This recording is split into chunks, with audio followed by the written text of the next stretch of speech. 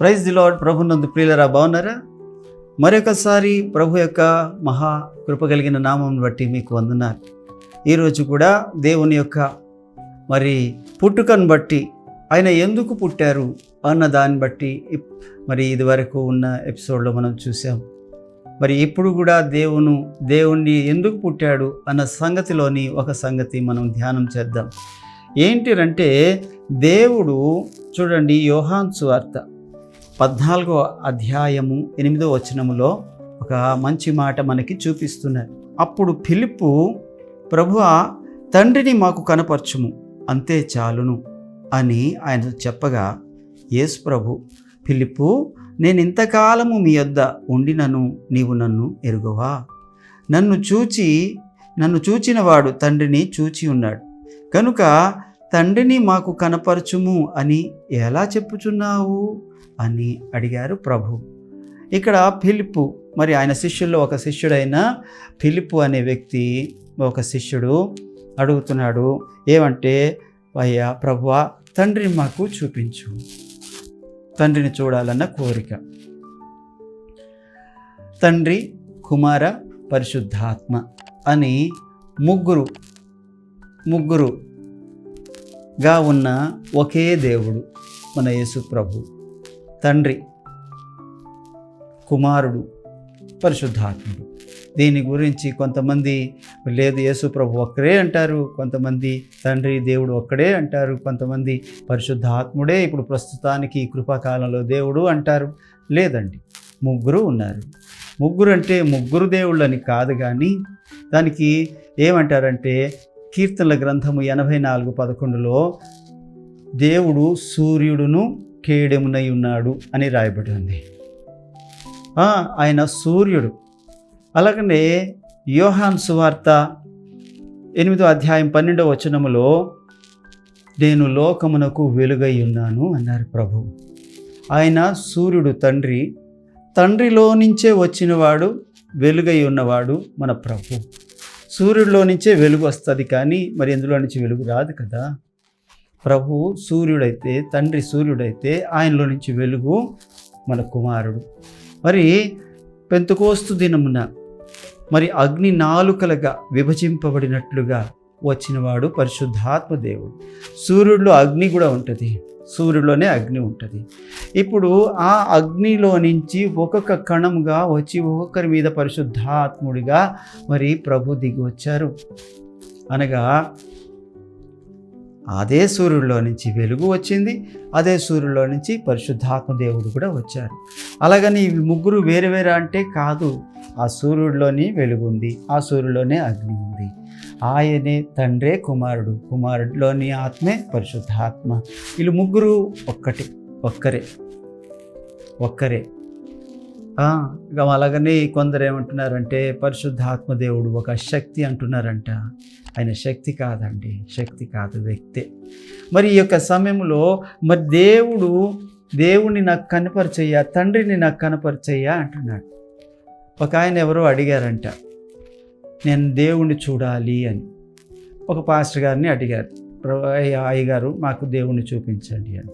ఇక్కడ ఫిలిప్పు యేసు ప్రభుని అడిగినట్లుగా అడిగితే బయటికి తీసుకొని వెళ్ళి, అయ్యా బాగా ఎండ సమయంలోని సూర్యుడి వైపు చూడమన్నారంట. ఆ సూర్యుడి వైపు చూసినప్పుడు ఆయన కళ్ళు తట్టుకోలేకపోయినాయి సూర్యుడిని. కాస్త పెద్ద వ్యక్తి, ఆ వ్యక్తి అవడం వల్ల చూడలేకపోయారు. ఈ ఒక్క సూర్యుడిని నువ్వు చూడలేకపోయినప్పుడు ఒక పాస్టర్ గారు ఒక మంచి పాట రాశారు. ఏం పాట అంటే, కోటి సూర్యుల కాంతులు మించిన తేజోమయుడు యేసయ్య. కోటి సూర్యులు ఒక్కసారి కలిస్తే ఎంత కాంతి ఉంటుందో అంత తేజము కలిగిన వాడు యేసు ప్రభు, లేక తండ్రి అయిన దేవుడు, లేక త్రియేక దేవుడు, ఒక్కడై ఉన్న దేవుడు. అలాంటి దేవుణ్ణి మనం చూడలేము.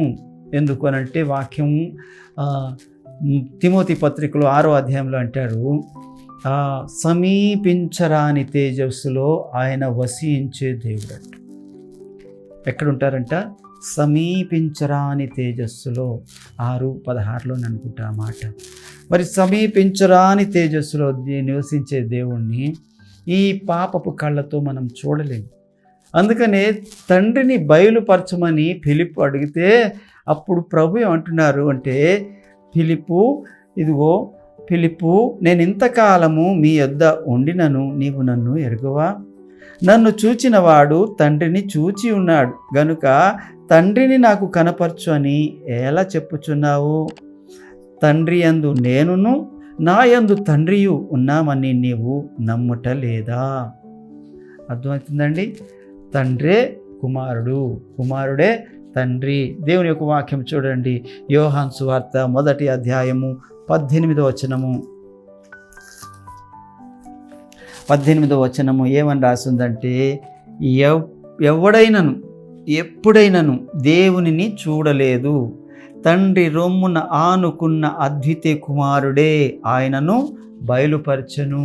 ఎప్పుడు ఎవరు కూడా దేవుణ్ణి చూడలేదంటండి, చూడలేరు కూడానండి. ఇందాక చెప్పుకున్నట్లుగా ఆయన చూడడం అసాధ్యము. ఎందుకంటే ఆయన వెలుగై ఉన్న దేవుడు, మహిమ అయి ఉన్న దేవుడు. ఆ దేవుణ్ణి ఎప్పుడు ఎవరు చూడలేదు. అందుకనే ఆ సూర్యుడిలో నుంచి వెలుగుగా ప్రభు అయిన యేసుక్రీస్తు ప్రభువారు శరీరాన్ని ధరించుకొని కృపా సత్య సంపూర్ణుడిగా మరి ఈ భూమికి వచ్చారు. అందుకనే ఆయన ఒక మనిషిగా మనం చూడగలుగుతున్నాం. యేసు ప్రభువే దేవుడు. దానికి గుర్తుగా ఏమంటారంటే, ఎవడును ఎప్పుడును దేవునిని చూడలేదు, తండ్రి రొమ్మున ఆనుకొని ఉన్న కుమారుడే ఆయనను బయలుపరిచాడు. ఈ రోజున దేవుణ్ణి చూడాలనుకుంటున్నావా? యేసయ్యను చూడు.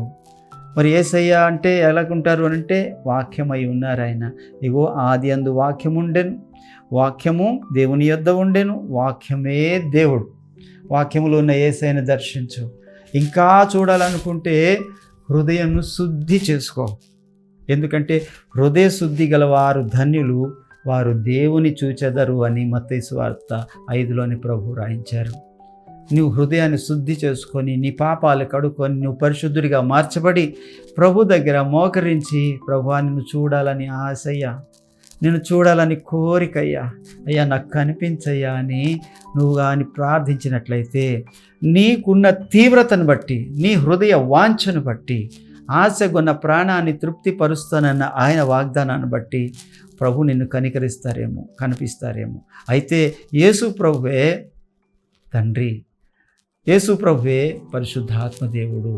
ఆయనను బయలుపరచమని అడిగారు కాబట్టే ఆయన పుట్టారు, శరీరధారిగా వచ్చారు కాబట్టి యేసు ప్రభువుని ఆ కాలంలో అనేకులు చూశారు. మరి ఆయన కోసము చూసిన వారందరూ మరి ఈ యొక్క మరి నూతన నిబంధనలోని ఉన్న సువార్తలు కానీ మరి పత్రికలు కానీ వ్రాయడం జరిగింది. మరి అప్పుడు ఆయనతో ఉన్న పేతురు గారు పత్రికలు రాశారు, ఆయనతో ఉన్న యోహాను గారు పత్రికలు రాశారు, ఆయనతో ఉన్న యూదా పత్రిక రాశాడు, ఆయనతో ఉన్న యాకోబు పత్రిక రాశాడు. ఆయనను మరి దమస్కు గేటు దగ్గర దర్శన రూపంలో చూసిన అపోస్తుడైన పౌలైతే ఎన్నో పత్రికలు, 14 పత్రికలు రాశారు. వాళ్ళు చూశారు కాబట్టి వాళ్ళు రాసినవే ఇవన్నీ. అదే సాక్ష్యం, రుజువు. మరి ఈ యొక్క సమయంలోని దేవుడు ఎప్పుడు ఎవరికి కనబడలేదంటే, కానీ దేవుడు కనబడాలని మనిషి కోరిక ఉంది కాబట్టి ప్రభువే, ఆ దేవుడే యేసుక్రీస్తు ప్రభువుగా మరి క్రిస్మస్ రోజున మన మధ్యలోనికి వచ్చారు. ఇదిగో హెబ్రీలకు రాసిన పత్రిక 1వ అధ్యాయము 3వ వచనములోని దేవుని యొక్క వాక్యము ఇలా సెలవిస్తుంది. ఆయన అనగా యేసుక్రీస్తు ప్రభువారు, ఆయన దేవుని యొక్క మహిమ తేజస్సు, ఆయన తత్వము యొక్క మూర్తిమత్వమునై ఉండి తన మహత్తు గల మాట చేత సమస్తమును నిర్వహించుచు పాపముల విషయములో శుద్ధీకరణము తానే చేసి దేవదూతల కంటే ఎంత శ్రేష్టమైన నామము పొందెనో వారి కంటే అంత శ్రేష్ఠుడై ఉన్నత లోకమందు మహామహుడగు దేవుని కుడిపార్శ్వమున కూర్చొని ఉండెను. ఎందుకనగా 2వ కీర్తనలో ఇలాగ రాయబడి ఉంది, నీవు నా కుమారుడవు, నేడు నేను నిన్ను కంటిని అని ప్రభు చెప్పారు. నేను ఆయనకు తండ్రిని, ఆయన నాకు కుమారుడు అనియు ఆ దూతలతో ఎవరితోనూ ఎప్పుడు కూడా ప్రభు చెప్పలేదు. అలాగని 6వ వచనంలో, మరియు ఆయన భూలోకమునకు ఆది సంభూతునిగా మరలారపించినప్పుడు దేవుని దూతలందరూ ఆయనకు నమస్కారము చేయవలనని చెప్పుచున్నాడు. దేవునికి మహిమ కలుగునుగాక. చూడండి ఎంత మంచి మాటలు ఉన్నాయో ఇక్కడ, ఎంత చక్కగా ప్రభు అంటున్నాడు. ఆయన దేవుని మహిమ యొక్క తేజస్సు అంటండి. ప్రభులోని మహిమ ఏదైతే ఉందో, ఇందాక ఏదైతే చెప్పుకున్నామో మనం చూడలేము అని, అది పరిశుద్ధత అని, ఆయన మహిమ అని, ఆ యొక్క మహిమ యొక్క తేజస్సు, ఇందాక చెప్పాం కదా, వెలుగు, ఆయన తేజస్సు. రెండోది ఏమంటాడు అక్కడ, ఆయన తత్వము యొక్క మూర్తిమత్వమునై ఉండి. ఏ తండ్రి యొక్క తత్వం ఏదైతే ఉందో, ఆయన మనస్సు ఏదైతే ఉందో, ఆయన ఆలోచన ఏదైతే ఉందో, దానికి రూపము, మూర్తిమత్వం అంటే దానికి రూపము యేసు ప్రభు మన మధ్యలోని కృపా సత్య సంపూర్ణుడిగా వచ్చారండి. ఆయన ఎందుకు పుట్టారు అని అంటే, తండ్రిని బయలుపరచడానికి, ప్రభువుని మనకు పరిచయం చేయడానికి. తండ్రి ఎలా ఉంటారు అని మనందరికీ పజిల్. అందుకనే ఆ మహిమను కొంచెం తగ్గించుకొని తనే ఒక శరీరంలోకి ఇమిడిపోయి ఆయనే ఒక శరీరాన్ని ధరించుకొని మన మధ్యలోనికి వచ్చారు. అదే క్రిస్మస్. ఇక్కడ చూసినట్లయితే మరొక మాట ఏంటంటే, కొలస్సీ పత్రిక 1వ అధ్యాయం 14వ వచనంలో ప్రభు ఈ మాట రాయిస్తున్నారు. ఆయన అదృశ్య దేవుని స్వరూపి అయి సృష్టికి ఆది సంభూతుడై ఉన్నాడు. ఏలయనగా ఆకాశమందున్నవి గాని, భూమి అందున్నవి గాని, దృశ్యమైనవి గాని, అదృశ్యమైనవి గాని, అవి సింహాసములైనను, ప్రభుత్వములైనను, ప్రధానులైనను, అధికారములైనను, సర్వమును ఆయన యందు సృజించబడెను. సర్వమును ఆయన ద్వారా, ఆయనను బట్టి సృజించబడెను.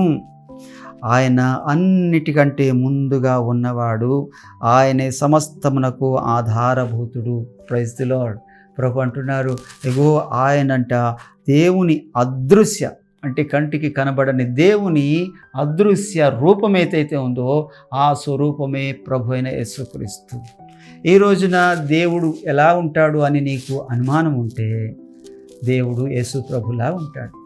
యేసు ప్రభు ఎలా ఉంటాడు అని అంటే, వాక్యమై ఉన్న దేవుడిలా ఉంటాడు. అందుకనే దేవుడు మీతో మాట్లాడుతున్నదేమనగా అని మేము వాక్యంలో చెప్తున్నప్పుడు, వీళ్ళు మాట్లాడి దేవుడు మాట్లాడుతున్నాడు అంటారేంటి అని అనుకుంటారు చాలామంది.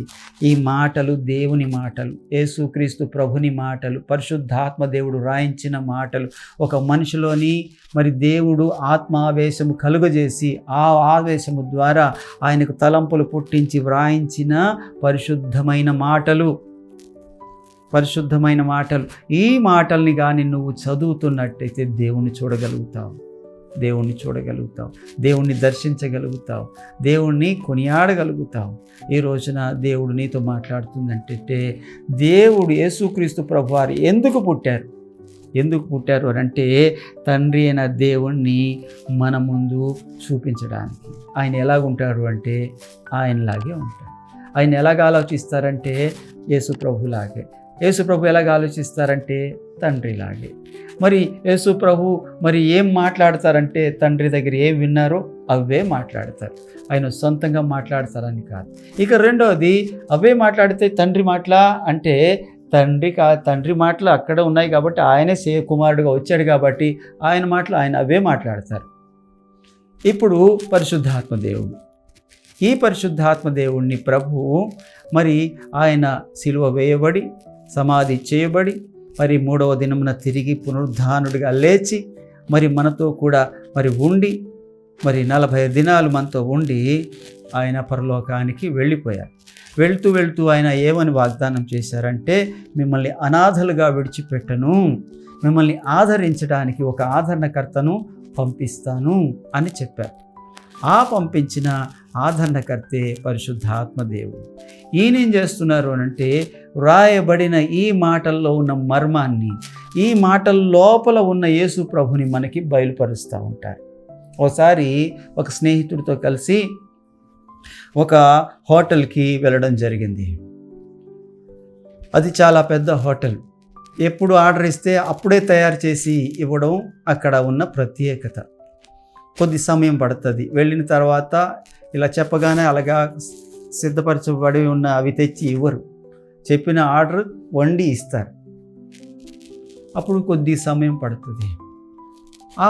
ఆ సమయం పట్టడం వల్ల మరి 20 నిమిషాలు కూర్చోవాలంటే మనుషులు బోర్ అయిపోతారు, ఇసుకుపోతారని వాళ్ళు ఏం ఆలోచించారంటే 3D బొమ్మలు అంటే చూడడానికి గీతలు చుక్కలు గజిబిజిగా ఉంటాయి. మరి అలాంటి బొమ్మలు కొన్ని తీసుకొని వచ్చి అక్కడ కూర్చున్న మా నలుగురికి 4 ఇచ్చారు. అది పుస్తకంలాగా ఉంది. అది లోపల కొన్ని రకరకాలుగా ఉన్నాయి బొమ్మలు.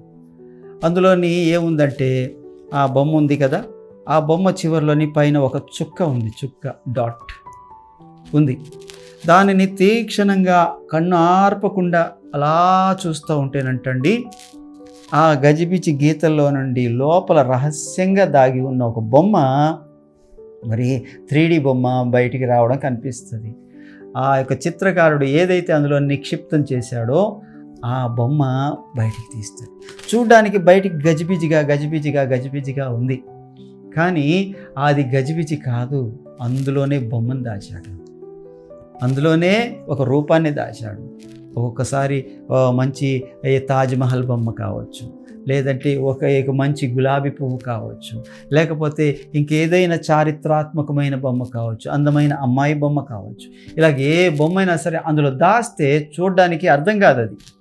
మరి అలాగ అర్థం చేసుకోవాలంటే తీక్షణంగా దాని వైపే చూస్తూ ఉంటే, అది కన్ను ఆర్పకుండా చూస్తే ఒక 2-3 నిమిషాలకు కానీ అది బయటికి రాదు.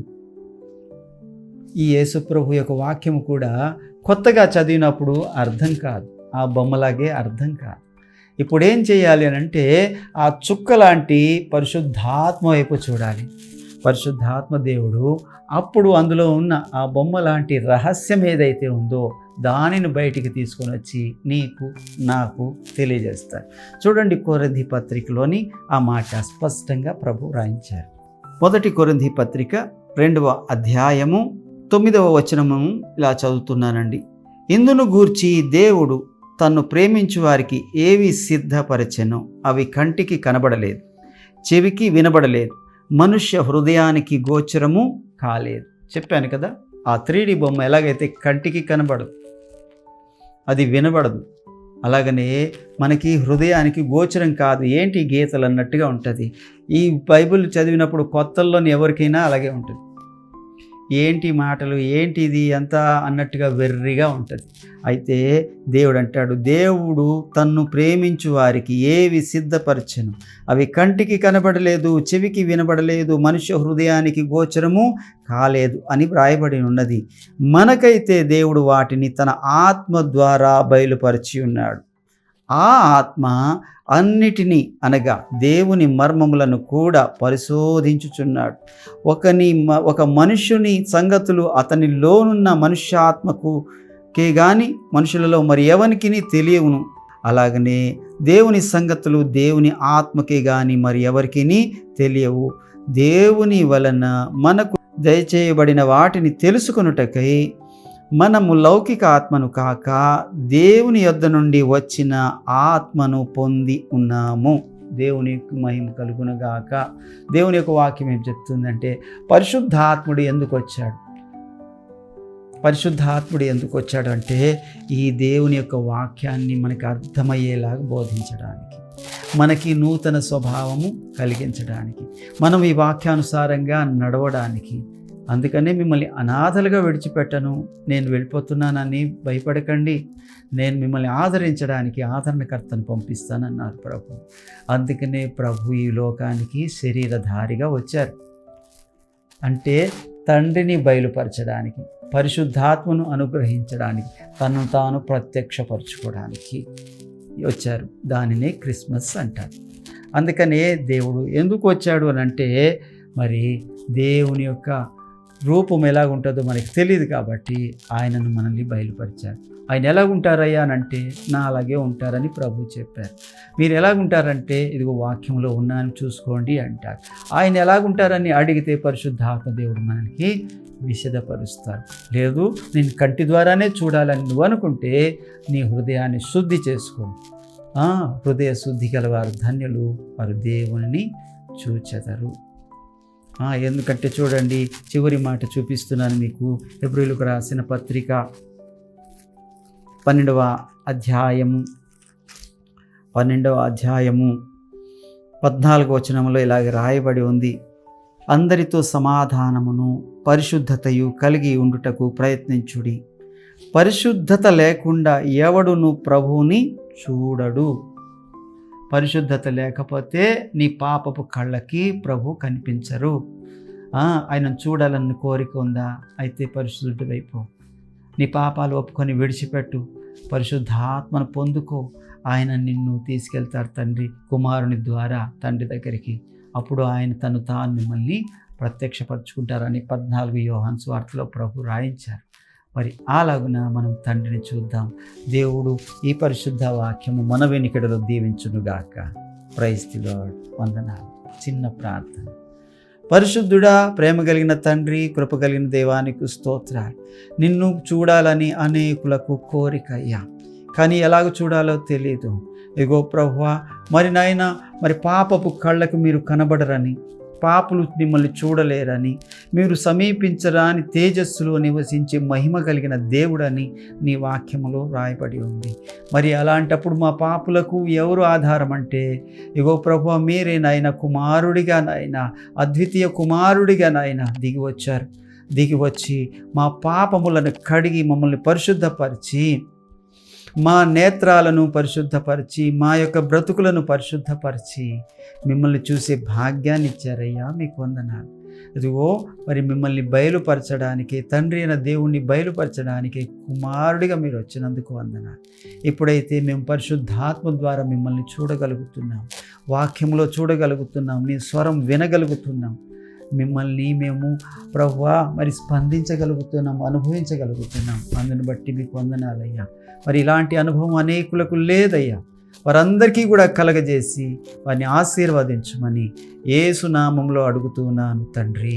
Praise the Lord. వందనాలండి. అందరికీ వందనాలు.